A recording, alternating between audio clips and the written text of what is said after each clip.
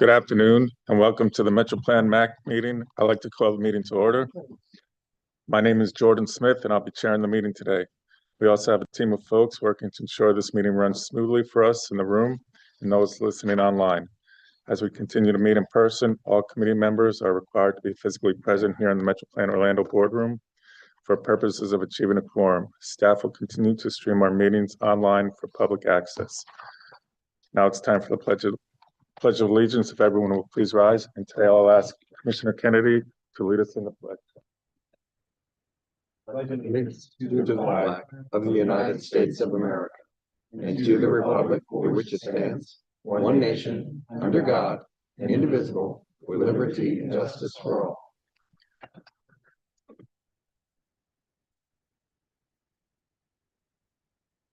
Okay, good afternoon. So for the chairman's comments, MetroPlan had their meeting on Wednesday, November 12th.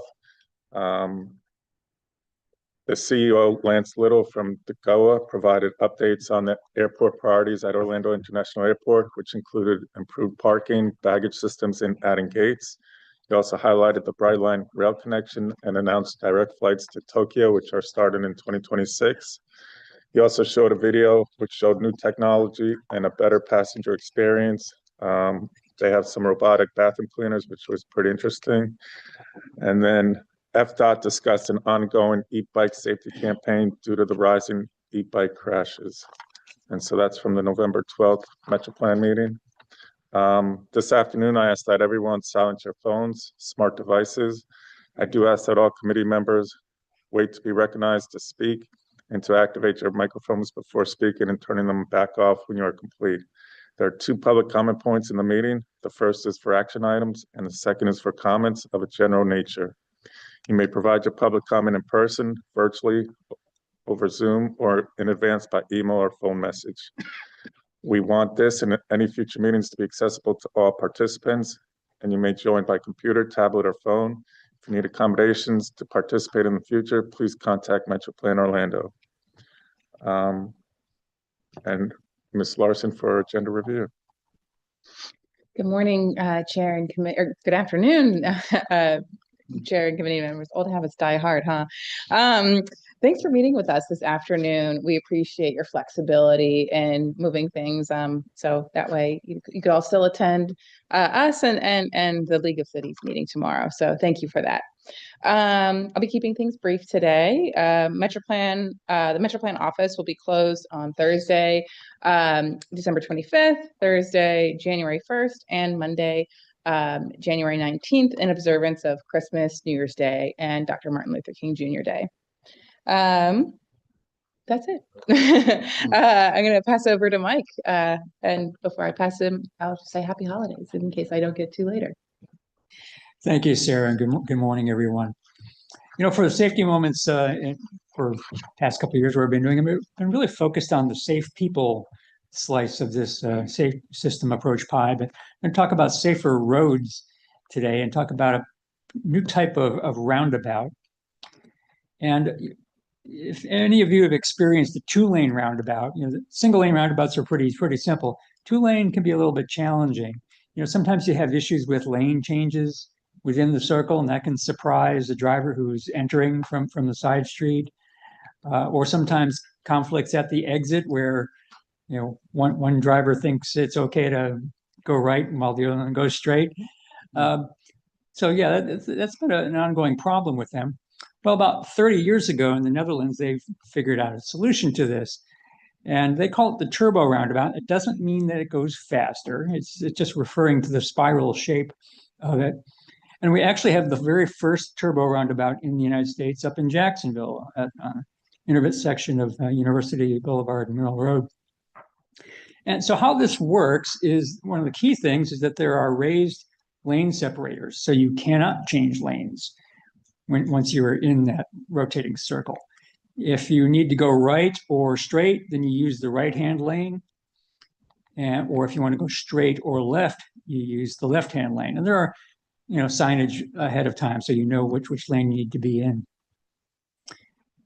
And here's what it looks like from the top of my bicycle helmet going through through this very same roundabout. You can see the markings there indicating what lane you need to be in. And you can see I'm preparing here for a left turn. Nice. And as usual, you stop when you get to the circle, make sure that you're yielding to any vehicles that are in the circle. And you got 2 lanes to yield to. And so here's my opportunity to get out into the circle. So I'm immediately into the inside lane, but before I'm even halfway around, I am now in the outside lane because of the shape of the roundabout. So I don't have any conflicts other than just the traffic coming in from the right, and out we go with a minimum of hassle. So the roundabout in Jacksonville has been in place since 2021. There haven't been any serious or fatal crashes there. There have been 2 serious crashes involving drivers who had medical incidents, but that can happen anywhere. But there actually has been somewhat of an increase in crashes overall. That's kind of consistent with the whole premise of Vision Zero, is that some of our countermeasures may actually result in an increase in crashes, but what really counts is that we reduce the serious crashes. And so the crashes that are happening involve vehicles that are going no more than, say, 15 miles an hour. And so we don't have the severity on that. And that concludes my presentation on turbo roundabouts. Be happy to take any questions. Commissioner Ramos. Is there any plans on having this turbo roundabout anywhere else in Florida? I am not aware of it, but that's why I'm bringing it. Places where we need a 2-lane roundabout. Thank you.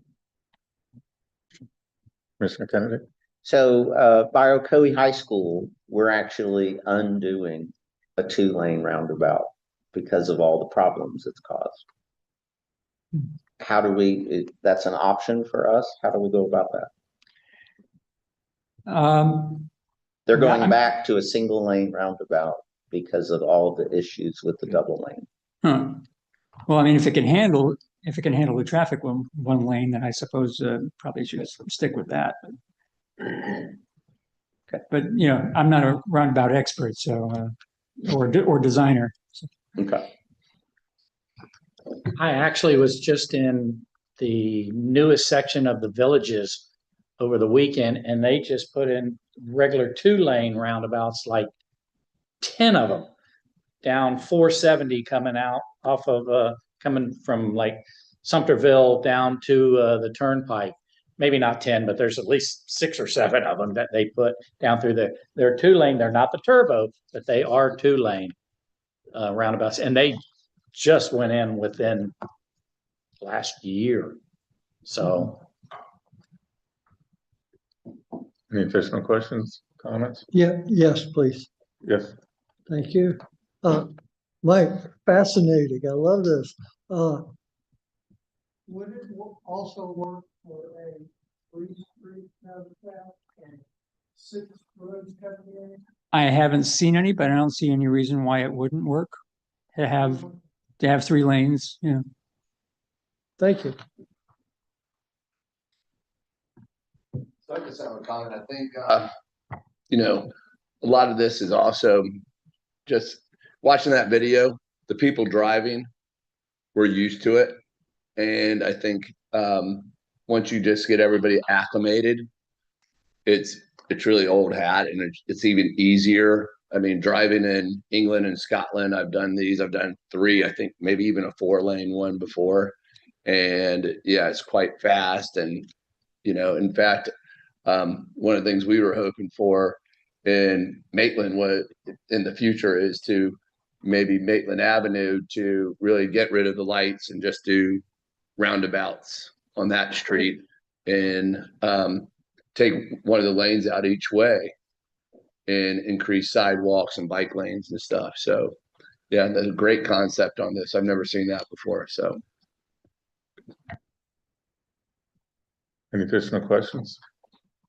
Thank you, Mr. Wilson. Appreciate it. Very informative. Okay, moving on to the agency reports. Next, we will hear from our agency partners. First, up is Mr. Scarf with FDOT District 5. Mr. Scarf. Good afternoon, Mr. Chair, MAC committee members. John Scarf, Planning Manager, District 5. I have a couple updates for you. In section 4 of your agendas, you'll find our current construction report that has all the ongoing, upcoming projects. And so if you're interested in that, I know sometimes we overglaze over it, but what I've been trying to do lately is point out projects that are upcoming and projects that have recently completed. So if we can advance slide 1. So an upcoming project that will be starting in early January, that's we have US 441 at Clarkona Ocoee Road. The purpose of this project is to reconstruct and upgrade existing traffic signals at the intersection of Orange Blossom Trail and Clarkona Ocoee Road. And this will include new signal poles, new signal heads with enhanced visibility for drivers, and new pedestrian signals. It'll also include the extension of an eastbound right turn lane on Clarkona Ocoee Road. And again, that begins in early January. Now, it'll be completed in 2026. Next slide, please. Okay, so moving forward to recently completed, we have project on State Road 434 from Centaurus Boulevard to McCullough Road. And that will extend the service life of the existing roadway, enhance overall safety along the corridor. That was a generally resurfacing project. So pretty straightforward on that one. Next slide. And then as we roll into the holidays, just a couple safety reminders from our safety office. December is National Impaired Driver Prevention Month. Make sure that you're driving sober, encouraging others to do so as well. Make sure that you have a plan. And then since I won't see you till February, we also in January is the Florida Highway Patrol Move Over Florida Month. I know that we all drive these highways a lot. One thing that people don't consider, they do see the law enforcement, they'll pull over, but the law changed a while back to where if you have disabled vehicles as well, you need to be pulling over if you can't slow down 20 miles below the speed limit. I had an argument with my in-laws about that recently, but had to point them to the new rules. But pending questions, that concludes my updates for this month, and I'll make myself available afterwards if you have specific questions. Any questions for FDOT? No? Thank you, Mr. Scarf. Appreciate it. Ms. Whitten is here today from Lynx. Ms. Hi, Whitten. good afternoon. Just a couple quick updates. I'll start with our ridership. Our ridership is around 66,000 annual daily average riders. That's up about 15% from this time last year. And then we have a couple holiday events going on. You'll see our holiday bus out driving around. And if Santa is driving, feel free to get on and your ride will be free. It'll be alternating on all the different routes, so you may see it around. And then also on December 11th from 1:30 to 4 p.m., we're having a gingerbread inspired holiday event at Link Central Station. So if you're in the area, we'll be giving out treats, games, and prizes. So please stop by. That concludes my updates. Any questions for Lynx? Thank you, Ms. Whitten. And last, we have Mr. Hughes from Florida's Turnpike Enterprise. Mr. Hughes, when you're ready. Yes, good afternoon, Chairman, MAC Committee. So very briefly, I just want to provide you guys with a few construction updates and project alerts, specifically some lane closures in the Tri-County area, starting off with Orange County. I'm sorry, next slide, please. Orange County, we have northbound and southbound Florida's Turnpike, State Road 91 between Expressway, State Road 528 and I-4, milepost 255 to milepost 258. In Osceola County, we have southbound Florida's Turnpike, State Road 91 between Osceola Parkway and Pardon Settlement Road, milepost 243 to milepost 249. And in Seminole County, we have southbound Daniel Webster Beltway, State Road 429, exit ramp to Kissimmee, US 192, exit 6. Next slide. For more, information to get about, the specifics on the times and dates of these case closures, you can go to our website.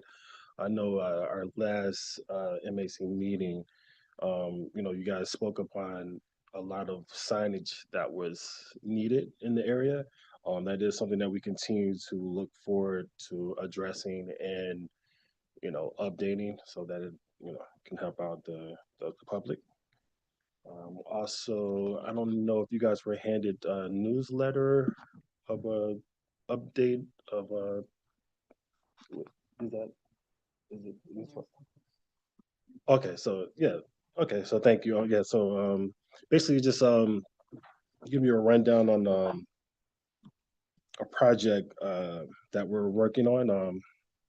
Seminole Expressway, State Road 417, the widening project on Aloma Avenue, State Road 426 State Road 434, spearheaded by our project manager Paul Noreno. Basically, your comments, your concerns are very appreciative, and we would like, if you were able to join us at our public hearing. We have one online on December 10th, 5:30. There are the instructions for you to join, as well as in person, December 11th, 5:30 to 7:30, and the address is given to you as well. So if you would like to provide any comments or attend, we would greatly appreciate it. That'll be it. Thank you. I have a question. Thank you, Mr. Hughes. Mayor McCann. Yeah, actually, can I get an electronic, I'd love to share this because those improvements go right through winter, spring. So if you could share an electronic version of that, Sure. is that possible? Yes, I can. Thanks. That way we can kind of disseminate it, push it out to residents. Okay. Okay? Yes. Help with attendance. Thanks. And thanks, Oviedo, for hosting that. Commissioner Kennedy. Were you able to? I'm sorry. Okay. Awesome. Were you able to escalate the question of integrating these lane closures via API into popular navigation applications?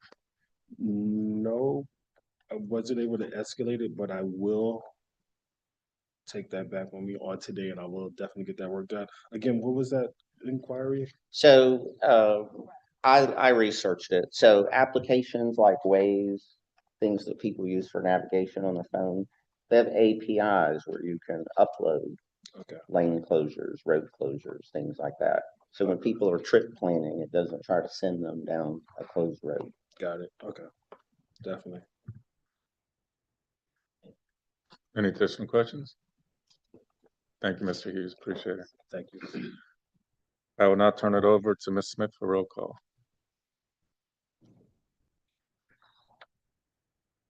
Yes, good afternoon. I'll ask all committee members to keep microphones muted until called. Please say here or present when your name is called. Price for Carson, Present. David, Present. Sullivan for DeCiccio, Present. Dowless, Here. Gardner,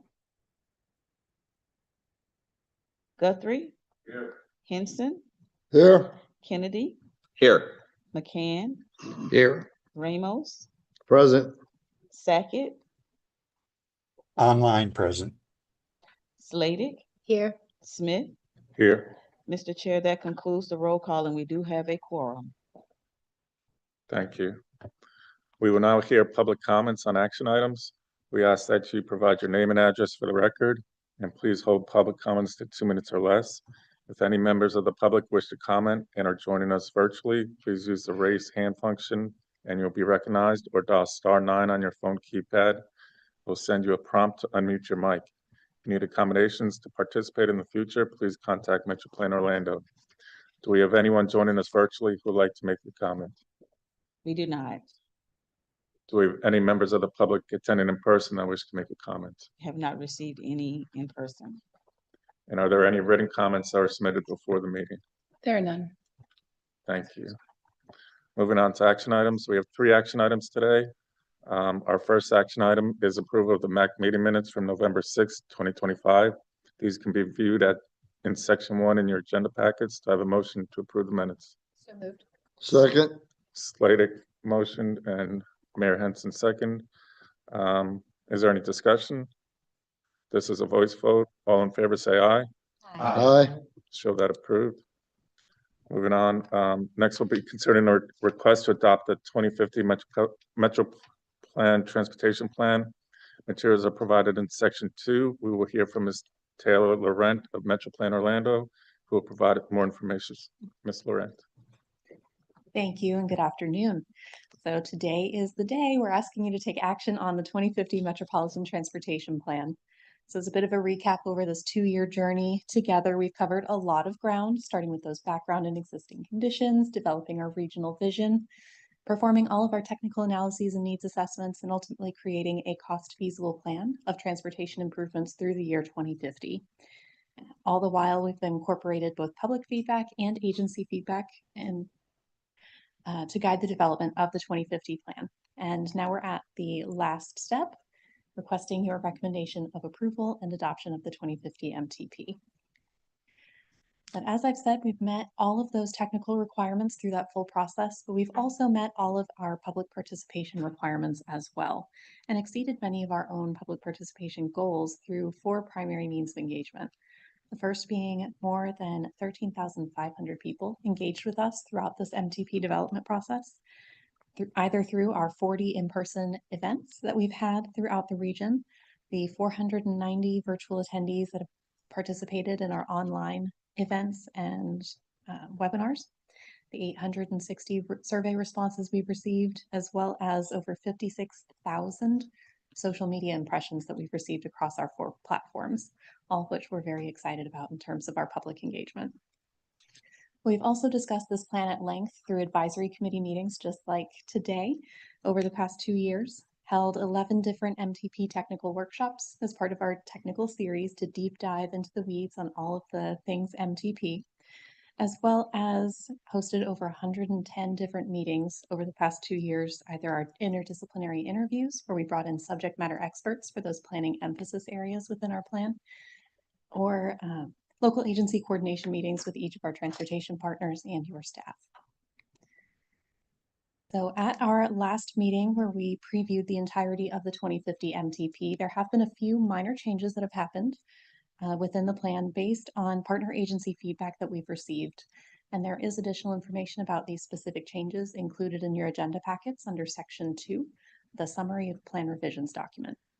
But in short, they are basically minor typographical revisions, dotting those I's and crossing those T's, incorporating our final public participation metrics and the documentation now that our public review period has formally closed, including some additional information about the Florida Wildlife Corridor, a few minor edits to some of our maps throughout the document to incorporate additional planning consistency projects where line work did not exist before, and incorporating the latest financial information from our TIP. So that does include the amendments from this previous cycle, so your November meeting, and the ones that you're going to hear about shortly today. But also we've included a few updates to a few local and turnpike projects, so more planning consistency projects based on agency coordination the past few weeks. And again, additional information about the 2050 MTP, including that board action fact sheet, is available in your agenda packets under Section 2. And unless there are any questions today, we are asking for your recommendation of approval to the 2050 MTP and the congestion management process as it's been presented. Thank you. Any questions for Ms. Lauren? Okay, do I have a motion to recommend approval of the 2050 MTP? Commissioner Ramos, second Slater. This is a voice vote. All in favor, say aye. Aye. Any opposed? Hearing none, the motion passes. Next, we're considering a request to amend the 2025-26 to 29-30 Transportation Improvement Program. Materials are provided in Section 3. We will hear from Alex Trauger of MetroPlan Orlando, who will provide more information. Mr. Trauger, you're up. Yes, good afternoon, everyone. I'll be presenting the amendments to the Transportation Improvement Program. I'll be filling in for Jason Sartorio, Commissioner Sullivan. He recently took on a job at the City of Winter Park, so we lost Jason as our TIP person, but he didn't go too far.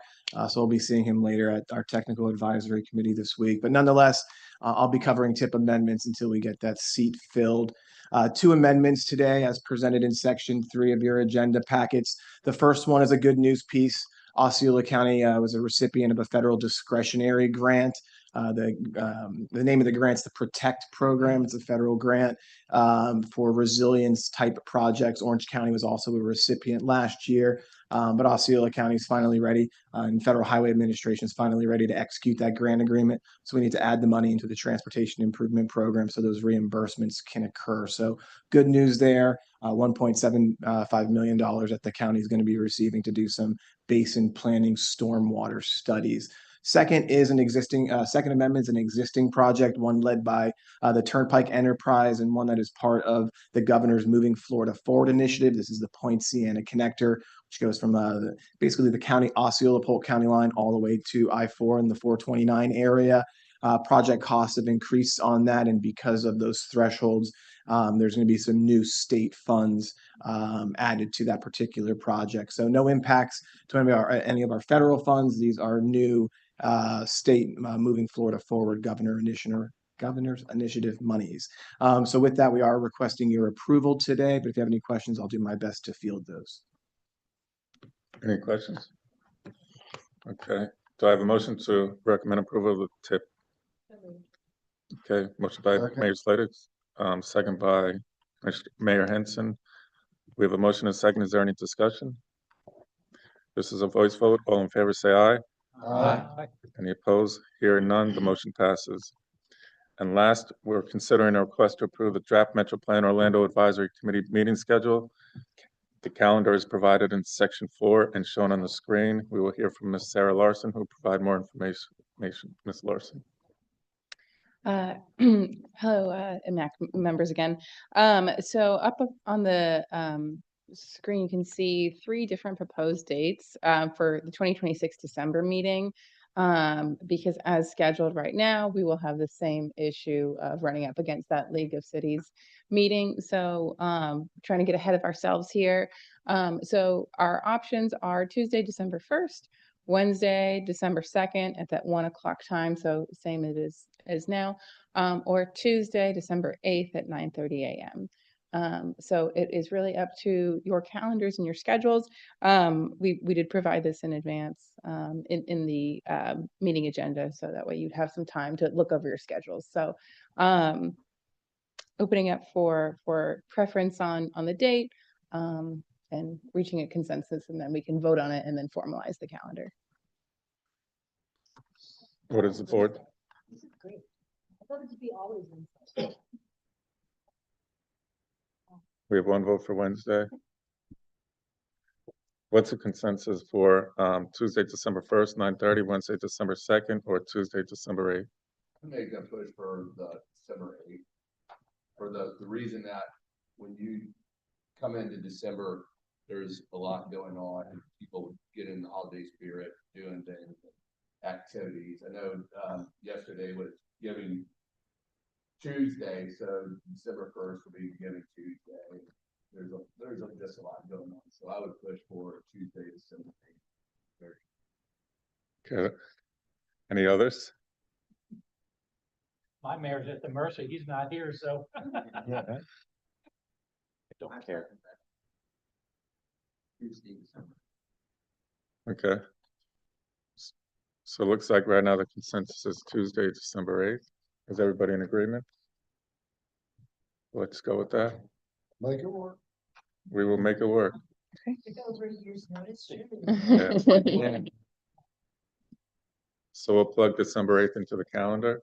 Yeah, we would have to vote on it, but yes. Based on that, do I have a motion to recommend approval of the December 2026 MAC meeting date with change for December 8th at 9:30? I'll make that motion since I kind of proposed it. Okay, do I have a second? Second. Okay, second by Kennedy. We have a motion, a second. Is there any discussion? This is a voice vote. All in favor, say aye. Aye. Any opposed? Hearing none, the motion passes. We have 2 informational presentations today. Please hold questions until the presentation ends if possible. First, we have a presentation on the annual traffic signal retiming before and after study. Mr. Hill, the floor is yours. Good afternoon, Mr. Chairman and committee members. Every year we do a traffic signal retiming program. And so this is a report on our 2023-24 retiming program. We do this just to respond to the different changes in travel demand.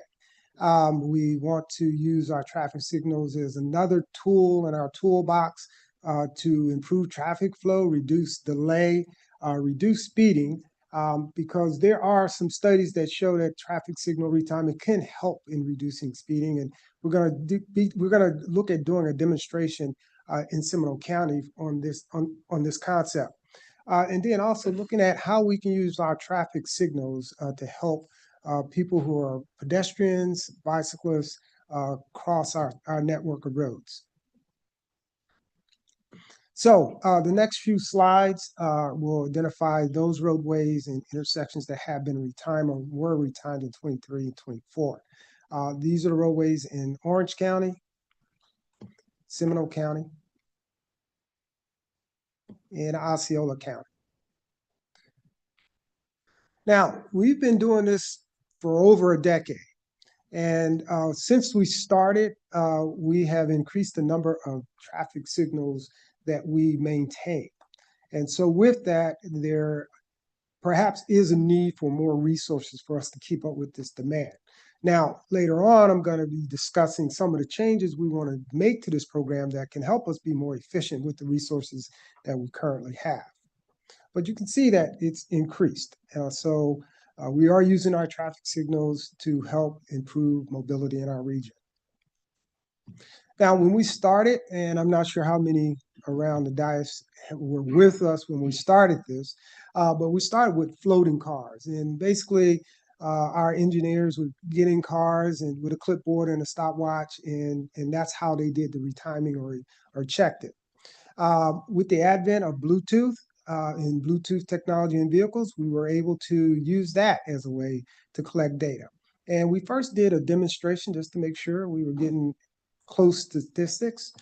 And then we moved more into how vehicles have changed in connected autonomous vehicles, or more connected vehicles, not autonomous vehicles, but connected vehicles can also provide that information to us. And so we did a demonstration. And again, it proved that we can use this method of collecting data effectively. So the performance measures or metrics that we use are listed here, and let me go through those real quick. In terms of travel time, we've shown a 50% of the corridors have shorter travel times. 80% of the corridors have reliable travel times. There was an increase in vehicle emissions, as well as an increase in fuel consumption. 25% of the intersections had less intersection delay. 6% of the intersections had less pedestrian delay during the peak period. And 85% of the corridors now have motorists stopping at fuel times, meaning they arrive on green. So one of the measures that we typically look at is the benefit cost. You know, what kind of benefit are we getting for the cost we're putting in? And so this year, this is the second year over the decade, or more than a decade that we've been doing this work, that we had a negative. And there are reasons for this. In the past, it was because we were retiming roads that had schools. And so we didn't want to have high volume traffic at high speeds going through school zones. So that impacted it. And then there are some other reasons, such as the use of Sunrail, changing the direction of travel. So that impacted how we were able to measure and look at the benefits of our retiming program. So this is a historical look. And you can see when we first started, we had a high BC ratio.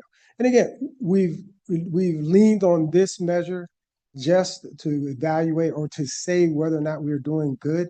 Now, part of the discussion we want to have with our traffic engineers is looking at other metrics that we can use besides this one. But you can see it has gone down.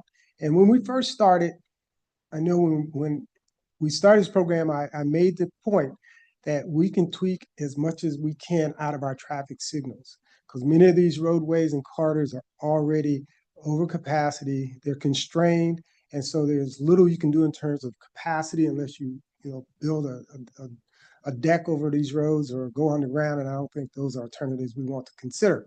So yes, we were only able to, we can only tweak so much out of these traffic signals.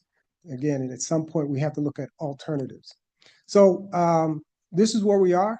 And again, we want to look at some alternatives or some innovations in traffic signal retiming that can help us maybe not get back to a 44.1 to 1 ratio, but again, looking at other metrics, we can look at how this strategy does help mobility. So it is a balancing act. And again, we want to try and improve each of these metrics, but where we can make improvements, we may lose in other areas. So we've been winning over the years, and sometimes winning can mask a lot of issues. As I mentioned, perhaps we have already optimized our traffic signals in some areas, not all, but in some areas. And so we may not be able to get much else out of the retiming effort. How effective are the implementation plans? When are those plans implemented? And do they reflect what's going on? Alafaya Trail, one of the ways, that's one of the roadways where we didn't have an improvement. Now, UCF had like 25 graduations during this year. And so that impacted how well those traffic signals will perform. And there are many instances like that where it impacts the traffic signal retiming program. Coordination. We have 4 vendors that do this traffic signal retiming for us. And if one is doing one roadway and the other one's doing the other, and they intersect, well, we got to do a better job of coordinating those efforts so that we can get the best out of that retiming investment. Side streets. When we started this, that was one of the concerns we got. And for 2 years, we would do a sample of side streets to see if they were delayed further because of improvements on the through road. And what we found is there was no additional delay. But what we're finding now is there is an additional delay that we need to figure out how we can reduce. Work zones in Osceola County, there's a lot of work zones. And again, that impacts how well the retiming will perform. So these are just some of the things that, again, winning can mask. And so one of the things we want to look at and have a discussion with our traffic engineers is on the front end, how are you identifying the intersections and roadways that you want retimed? Right now, perhaps they are responding to complaints, or they're just following up on what we initially started with, having a 3-year cycle of retiming roadways. So we started one roadway, and 3 years later, we did a retiming on that roadway. So we want to look at how we can use some new technology to identify what roadways and intersections need to be retimed and how those traffic signals are performing. We want to also, on the back end, add more or look at different metrics.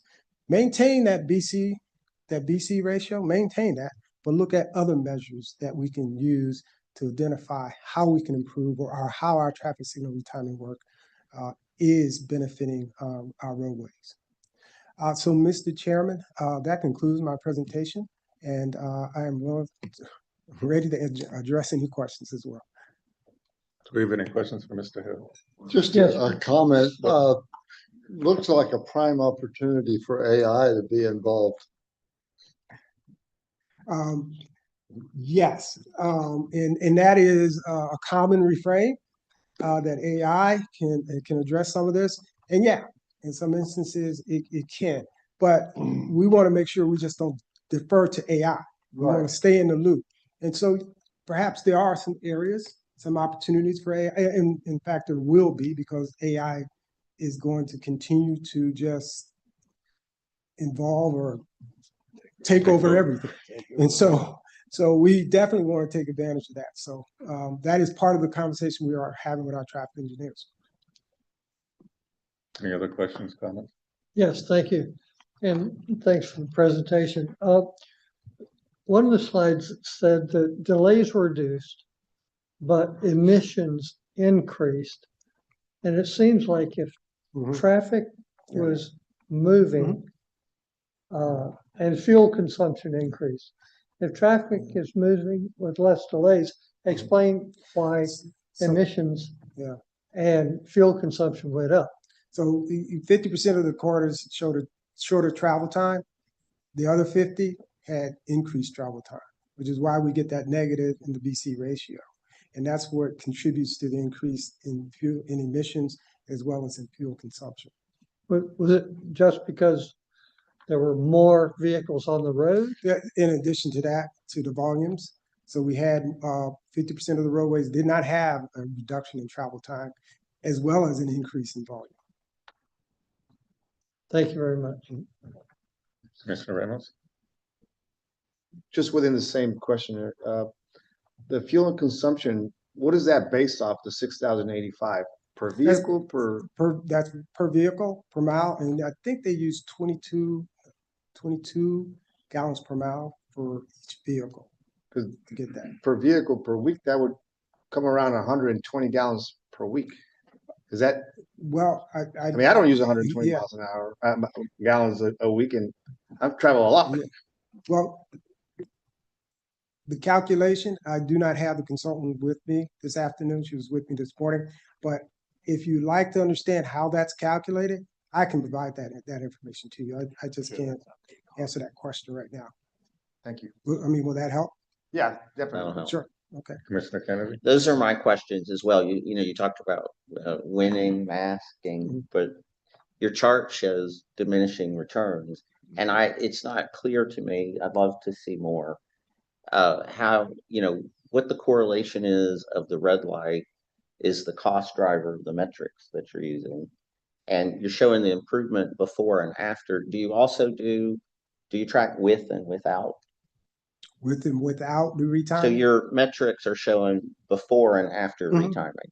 Do you gather data also on the roads that you're not doing and you show with and without? No, that's what I like. I'm a data-driven person. I always show with and without. It's very informative. So I'd love to see more of what you're doing and maybe give feedback. So that is one that I will share with the traffic engineers. And as I mentioned, when we're looking at adding more metrics to this to help us. That'll help you find the relevant metrics that the red light is the cost driver of, because the with and without won't show a difference. And speaking with or without, that amount, is there a way to measure it without semi trucks? And I mean, the average, none of us are semi drivers in here, right? 18 wheelers. So could that maybe is skewing the number? Some roadways, perhaps, like Taft Vineland, I mean, where you have a lot of freight vehicles. Yeah, I would imagine the presence of freight vehicles. Yeah, that's going to delay many vehicles behind. So I would like to see what the average vehicle of everyone in this room difference versus mixing it with 18-wheeler. Okay. That's not really skewing the number for all of us to analyze. I have to do some research on that one. Okay. So it's a challenge. Yeah, I know. We got freight vehicles, and you want to know the calculation for fuel consumption, and then I have the control versus test. I mean, if we're going to use these analysis for the better of us to look back and get better at what we're doing here, we'd want to separate the ones that are driving, 24 hours at nonstop. Right. Right. Okay. Got it. Thank you. Anything interesting? But if I may, just if you've got a diminishing benefit cost ratio and you need more resources, then we need to dig into what those cost drivers are. So just to clarify, the suggestion was perhaps we need more resources. However, if we can use some emerging technology in application and change the methodology and how we're doing this, maybe we become more efficient with the resources we have. That is my goal. Yeah. Thank you. Sure. Thank you, Mr. Hill. You're welcome. Can we look close? But it's about timing of lights and, I was letting everybody else talk about this because it's gonna go in a little different direction. So I'm gonna use Maitland Avenue and Horatio as an example. So there's a light at the railroad. Oh, sorry, I should have turned that on. I'm usually loud enough. People tell me to talk a little bit. So when you make a left from Maitland Avenue onto Horatio, the traffic backs up, but yet the light turns green even though it's backed up. And if you follow the traffic, you get stopped on the other side of the track. And the police have been setting up there and they're giving people tickets for sticking out in the roadway or and doing all the, and like even being close to the track, you still get, even though you're not in the roadway, you're still getting a ticket. And they're like, well, you should know better. And so you can't really see the traffic that's ahead of it. But my understanding is there are lights that can read when the traffic gets to a certain distance from the tracks and will stop that light. Is that correct? And if so, is there anything coming in the future that we could address this problem and so we don't have these people stopping on the tracks anymore? Yeah, that's a good comment. I'm not sure if that exists, but I can find out for you. And you said Maitland and Horatio. Yes, sir. Okay. Let me do a little Yeah, bit. and it's an ongoing problem. They're And you're saying motors get trapped, they get trapped right there on the because it's from 1792 in Horatio to the railroad tracks, probably only 50, 60 yards. So when it gets busy, it goes. And then when you start following traffic, you don't see those 3 or 4 car lengths that are open. And then it's only 3 or 4 cars because you don't know what's in front of them. So then you're the 5th car back and you're stuck on the train track. Okay. And so let me do a little digging for you on that. I'd appreciate it. Sure. Thanks. Anything additional before we let him go? Okay, you're free to go. Thank you. Happy holidays.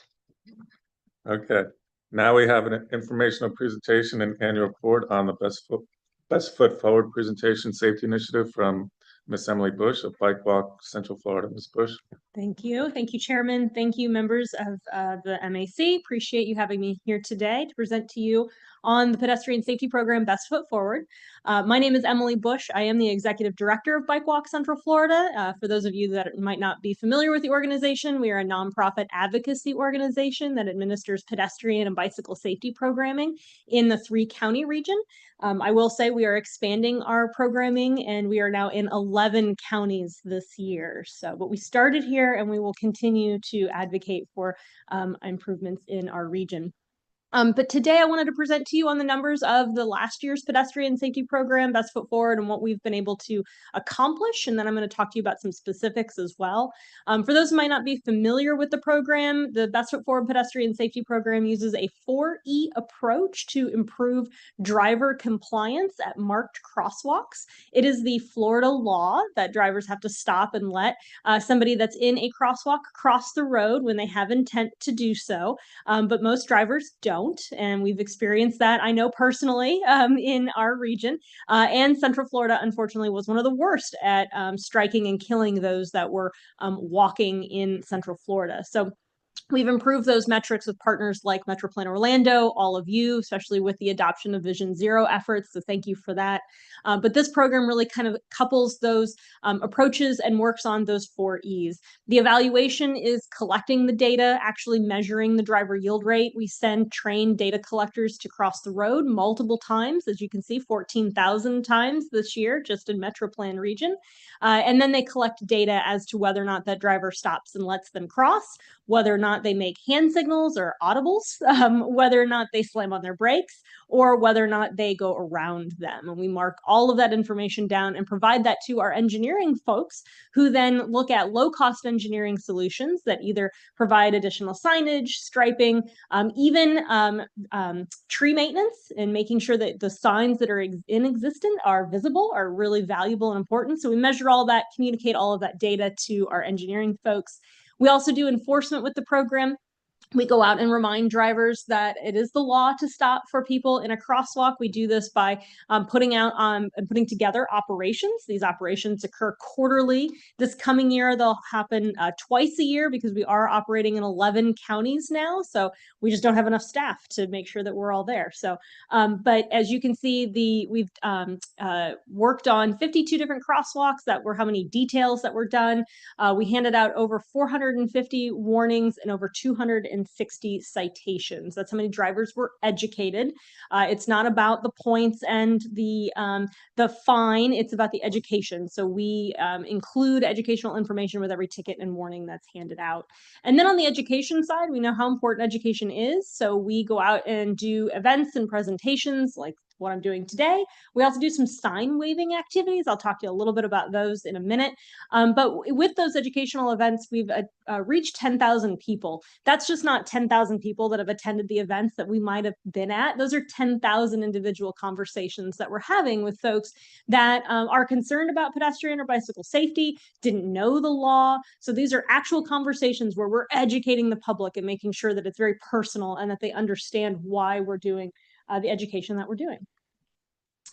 So because we've been able to expand this program rapidly, we have a lot more data now that we can analyze and get some really great insights from as to what works and what doesn't, specific to our 3E approach. So I'll start with engineering. In the past couple of years, we've had a few of our partners install delineator flex posts, so like the white posts that are kind of hip height on the roadway. You can see those in the picture up above in Seminole County. Those are what we call vertical deflection that makes the driver slow down, pay attention, and when coupled next to a crosswalk, it increases the driver yield rate on average 29 to 30%. We were able to measure this over 3 different crosswalks, so we've got a good sample size. We also noted that when you install a speed hump ahead of the crosswalk versus raising the crosswalk, you have better compliance from the driver. The driver has to stop and slow down as they approach that speed hump versus the raised crosswalk. They're only slowing to their approach as they're approaching the crosswalk. So you have a better compliance when you have kind of that, again, vertical deflection ahead of where someone is crossing the road. And then we also now have several samples of data on different beacon types. So those are the round circular beacon signals that you see. Some are existing and just constantly flash. Those have no impact on the driver yield rate. We've measured a few of those around our Central Florida region. And with no change once they're installed versus when they weren't installed. The rapid flashing beacons, the RFBs that are on-demand push buttons, are very successful. They have an average about a 73% increase in the driver yield rate. So going from, say, 1 in 3 cars to stopping to almost 3/4 of those cars stopping for people. The highest performer, we should, no surprise here, is the pedestrian hybrid beacon. That's the overhead signage that wigwags the red signage or the signal. That has a driver yield rate increase of about 90%, so very high in compliance. We have a few of those now within our region that we were able to do some really big before and after. Most of the pedestrian hybrid beacons, though, are located on the facilities that have multiple lanes, 4 lanes or greater, and the speeds are usually greater. So that's why you don't necessarily see some changes with low-cost engineering solutions on some of those larger facilities. You really do need some signals to do so, and our data proves that it works. On enforcement, when we enforce over a 2-year period, the same crosswalk, we enforce within 2 different seasons, so twice a year or multiple times within 1 year, and the crosswalk is on a facility that has less than 4 travel lanes. Usually every single time the driver yield rate improves every single time. 100% compliance when you have those three factors brought into the crosswalk through our enforcement efforts. So we had 8 of those crosswalks meet that criteria this past year with an average of 13% increase. 4 met that last year with an average of 14% increase. What I like to say about enforcement is it's somewhat temporary because you can come out there and do enforcement, but it kind of ebbs and flows the driver yield rate with how often you are enforcing it. I have a good example from Oakland that I'll talk about because there's consistent enforcement does improve the driver yield rate and will keep it there, but you have to be consistent at it. I have some examples of that. On the education side, we piloted sign waving activities this year. We really wanted to ensure that there was a impact to the driver yield rate. So we were able to do a bunch of before and afters where we did sign wavings, and it improved the driver yield rate around 11%, which is on par with enforcement. What we are also finding is that, again, that's a little bit of a temporary increase. You're out there waving signs, bringing attention to it, but without continual education, enforcement, that number does wane over time. Engineering improvements are really the only ones that keep that driver yield rate consistently high once those are installed. But at our community events, like I said, we have conversations with people that come up to our tent and talk to us. So it's no surprise that most drivers know that they have to stop and let a pedestrian cross the road at a marked crosswalk. What they don't realize is that they have to do so as well as unmarked crosswalks. So again, a part of that educational piece. And then many drivers are absolutely concerned, and as they should be, the rise of e-bike and scooter usage, specifically with children. So I'll talk about that in a minute as well. So here's some great before and afters. I know we like to hear some of that data. So I'll start with engineering and enforcement. Out in Osceola County, this is Tallahassee Boulevard and Mayaca Street. This is a very wide intersection. So the county, instead of rebuilding it, they just said, let's see if some brighter signage and some increased striping might help, and it did. They also enforced this crosswalk, and it had a 7% increase over this past year. They're still going to work on it. They do have some other engineering solutions they're going to bring forward to that crosswalk. Out in Oakland, this was with engineering and enforcement. All they did was swap out the crosswalk sign, but the law enforcement team was out there for 6 different enforcements. So that's that consistency. They pulled over 103 people driving through. This is before and after school. We never do it during school let out because we want the crossing guard and the parents and things to be safe, but this is always before and after. And as you can see, it increased the driver yield rate 12%.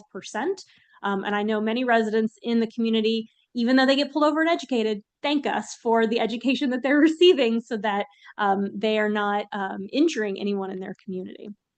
Out in Orlando, we did a sign waving at Gaston Foster and Natalie Street and increased the driver yield rate 16%. We're hoping to continue to monitor that crosswalk to ensure that that increase stays, along with looking at other low-cost engineering solutions to increase that driver yield rate from 55%. Over in Longwood, Dog Track Road and Ronald Reagan Boulevard, this is what we monitor as a slip lane, so the cars can continually turn right. Usually has a low yield rate because those cars can continually move through that intersection. When we started collecting the data, it wasn't bad at 41%, but with 2 enforcements and sign waving activities, it increased 23% to almost 64%. We do hope to continue monitoring that crosswalk this year as well.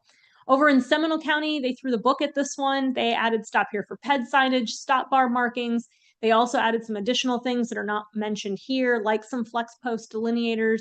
And they've also enforced this crosswalk that has a 21% increase from those 2 efforts. So 47%, still not great. We can still get that up. We like to see it around 75 to 80%. So we still have some work to do there. Orlando, Primrose, and Dellwood, this is where the speed humps were installed prior to the crosswalk that had the big improvement of 31%. They also added the pedestrian ahead signage. So again, just providing more signage to vehicles, and that increased the driver yield rate from 31% to 62%. And we're still seeing that number rise. And then over in Orange County, some of you might be familiar with this crosswalk. This is Forsyth and the Katy Way Trail. This was very challenging to cross for a while before they added the rapid flashing beacon. Orange County Sheriff's Office has enforced this as well. We actually had a top speed of 90 miles an hour clocked on this facility when we were doing our enforcement efforts. So speeding definitely has an impact. But with that, it did increase almost 50%, and that was really just with that one enforcement and the RFB installation. So these types of things work. These treatments definitely make improvements. So that's a summary of the Best Foot Forward program over this past year. Like I said, we're expanding into now 11 counties this year, and we are hoping to continue to grow. So we're just going to have more data to be able to share with our partners about what low-cost engineering solutions can improve pedestrian safety in your community. Last but not least, Bike Walk is also doing some other programming that help improve bicycle and pedestrian safety across our region. That includes our kids program, Bike Walk Kids, where we go into schools or put on bike rodeos. We were able to pilot this program last year, get some additional funding this year. We're still seeking funding because we know it's a need, but don't have a lot of funding to do for this. So if any of you want a program like this and have some money available, we'd love to come in and do some education in your schools or do some helmet fitting events. As you can see, we fit almost 2,000 helmets specifically on children. This isn't necessarily adults, on children within our region. Most of these programs have been in Orange County and in Volusia County. Over on the west side, we operate a program called Healthy West Orange Trails Connection. That program has a $5 million grant that we are starting to give out to those communities on the west side. City of Oakland, or the town of Oakland received a grant for the Sadler Trail, which we're very excited about. The Oakland Nature Preserve also received a grant for a guided tour program that we helped put on. There's a few more. Ocoee and Winter Garden are looking at applying for the grant program, and then we're also going to use some of that funding to do a master plan study of all the trail connections on the west side and how we can connect those to the two signature trails that you see in yellow, which is the coast to coast section and of the Orange County West Orange Trail, and then the Shingle Creek Trail that runs north and south, really connecting those communities together. And then last but not least, something that's fun that we always get asked about, but we don't actually do until today, we develop trail maps for our communities. So Seminole County asked us if we could develop a trail brochure and a digital map that they could use on their website, and then also install in kiosks that they're putting up along the 7 signature trails here that are listed. So we took that challenge and designed these wonderful inserts and this brochure. These brochures also show where you can go to other trails that might be city specific. So we did include Seminole County city trails in these mapping components, as well as how to connect to other regional trail systems like the Coast to Coast, Heart of Florida, and a few others that go through our community. So with that, I'm happy to answer any questions about the Best Foot Forward program or any other work that Bike Walk is doing. Thank you. Any questions for Ms. Bush? I have a question, comment. I received an email, and I can't think of how long ago. I believe it was from one of our lobbyists that starting in 2026, all new projects are going to have some type of flashing beacon at new crosswalks, and maybe MetroPlan can. I'm not sure about that. I know that they have to all be audible. That's the new change, that they all have to be audible for our vision and hearing impaired. Okay, I'll try to find that, and I couldn't find the email right now, but I thought there was something that was coming down from somewhere that was going to be a requirement on new crosswalks that were going to be put in, not existing. You didn't have to make your existing, but new crosswalks. So I'll try to look that up on, and then maybe try to share it or something. And I might be off base. I'm just trying to remember. That's okay. I know that they're required to be audible. So. Okay. Thank you. Mm-hmm. Any additional questions, comments? Yes, please. In our city, Winter Park, we camera enforce stopping for right turn on red. Mm-hmm. And we get, arguments about whether or not we should do that. But I'm curious about other municipalities. Do other municipalities do tickets for not stopping before right on red? We had cameras, but we did not enforce right on red. Yeah. The argument we got, one argument I got objecting to it was it wastes gas to stop before turning right on red. Well, he still got his ticket. Mhm. Anything additional? One question, I may have missed it, but what's the educational component you're doing for e-bikes? Yeah, sure. So that was the specific to Bike Walk Kids. So we're only really focusing on the children aspect of it now. Got it, This okay. what we do is kind of twofold.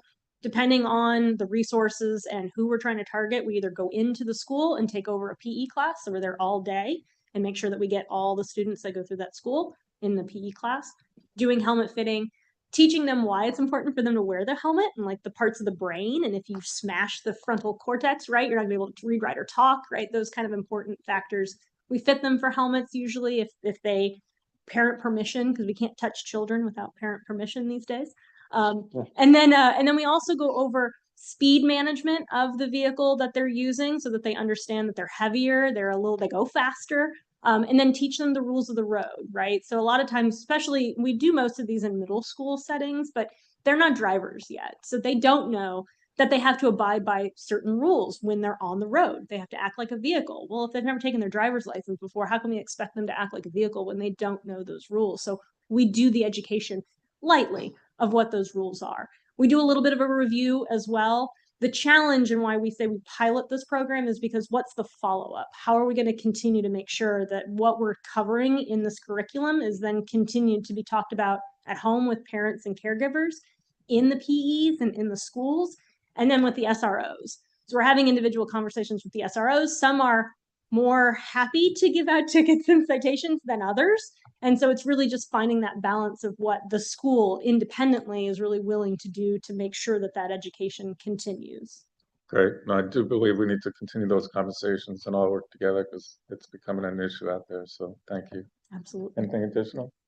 Okay, thank you, Ms. Bush. Thank you. Okay, so there are several items under general information that's in section 5 in your agenda packets. The next Metro Plan Orlando board meeting will be on Wednesday, December 10th at 9 a.m. And our next MAC meeting is February 5th at 9:30 a.m. At this time, do any committee members want to make any final comments? Okay, I just have one comment for the Tri-County League of Cities is having their holiday reception on December 9th from 5:30 to 7:30. And it's at the Waste Pro Museum in Sanford. So more information, please go to our website, the Tri-County website. Okay. Public comments. If any members of the public wish to comment, please use the raise hand function and you'll be recognized, or dial *9 on your phone keypad. We'll unmute your mic. After you're recognized, please state your name and address for the record and limit your comment to 2 minutes or less. Do we have anyone joining us virtually who would like to make a comment? No virtual requests have been received. Okay, do we have any members of the public attending in person that wish to make a comment? Yes, we have received a request from Mr. David Bottomley. Okay.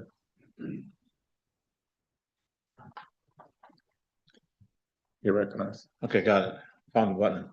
Okay, David Bottomley, I've been a wheelchair driver for 32 years, and it has come to my attention about the bus stops. It's Florida Statute 337.408. I'll just see the top line of it. Let's see. Regulation of bus stops, benches, transit shelters, streetlight poles, waste disposal receptacles, and modular news racks within the right of way. Now, understand that if you put a pole on the ground, it's a bus stop. The minute you add furniture to it, concrete benches or benches entirely, that's got to be ADA compliant. That's in the statute. Whose responsibility is it? The local municipality, and that's thanks to the late Dean Perkins to get this statute. And this is the 2025 version. Has been changed a little bit. I think they added the street light poles in it as well. But it's up to the local municipalities to make it ADA compliant, not links, as it was thought to be. So I mean, my thinking is links has the ridership numbers anyway, and to work on some of these bus stops that has the benches or whatever, the furniture I call it, that might be a very good idea. Because I mean, let's face it, we don't have a transit system. We got a bus lines. It's been that way for 50 years. We need to change that, especially to get the ridership up into the fixed route off the access link. Am I right? I mean, get with links on the bus stops in your municipality that need to be brought up to ADA compliance. In other words, the minimum 3-foot wide pathway from the sidewalk to the curb. I think in looking over the FDOT diagrams, that may be as high as 5 feet because that's their sidewalk width. So I mean, make it more friendly. Some have been, the way it's been done is they put a bus shelter up, they automatically make it ADA compliant. Let's get the ones that don't have the shelters up yet, but maybe take the concrete benches out or something to improve it. You know, the low hanging fruit as I've suggested. Okay, I'm done. Thank you for your comments, and I'm sure the board will take it back to the municipalities. Thank you. Any other comments? No. Mr. Hill? Thank you, Mr. Chairman. I just wanted to follow up on Commissioner Sullivan. Yesterday, Orange County did their report on their red light running camera program, and I believe they are ticketing for right turns. I do have a copy of it, so if you hang around, I'll print it out, and I'll also send a copy to Sarah so she can also circulate. Thank you. And then are there any written or phone comments that were submitted before the meeting? There were none. Okay, thank you. Want to wish everybody a happy holidays. So at this time, if there's no further business, we stand adjourned. Thank you. Merry Christmas, everybody. Yeah.